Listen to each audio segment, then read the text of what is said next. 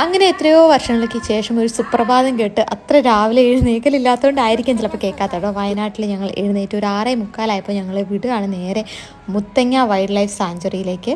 നമ്മൾ ജീപ്പ് സഫാരിയാണ് ചെയ്യാൻ പോകണം കേട്ടോ, കാട്ടിലൂടെ. അപ്പം ഞങ്ങൾ 5 ആൾക്കും ഈ ജീപ്പ് അടക്കം 2410 രൂപയാണ്. ബസ്സിലും നമുക്ക് സഫാരി ചെയ്യാം, പക്ഷേ ഞങ്ങൾ ജീപ്പാണ് ഓപ്റ്റ് ചെയ്യുന്നത്. ആദ്യം തന്നെ നമ്മൾ കലമാനെ കണ്ട് നമ്മുടെ യാത്ര അങ്ങ് തുടരണം. ഒരു 1.25 മണിക്കൂർ നമ്മൾ കാട്ടിനുള്ളിലൂടെ ഇതുപോലെ ട്രാവൽ ചെയ്തു. ഭയങ്കര ഒരു എക്സൈറ്റിംഗ് ആയിട്ടുള്ള എക്സ്പീരിയൻസ് ആയിരുന്നു. നമ്മൾ ഈ വീഡിയോയിൽ കാണുന്ന പോലെ ഒന്നുമല്ല കേട്ടോ, നേരിട്ട് ഇത് അനുഭവിക്കുക എന്ന് പറയുന്നത് ഭയങ്കര ഒരു കിടിലൻ സംഭവമാണ്.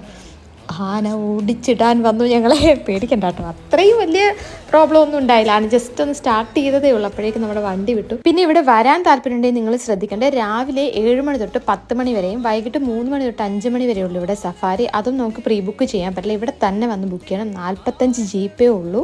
അപ്പോൾ ഫസ്റ്റ് കം ഫസ്റ്റ് ആണ്. പിന്നെ രാവിലെയാണ് ഞാൻ എപ്പോഴും ഓപ്റ്റ് ചെയ്യുള്ളൂ കേട്ടോ, അത് കിഡിലൻ എക്സ്പീരിയൻസാണ്.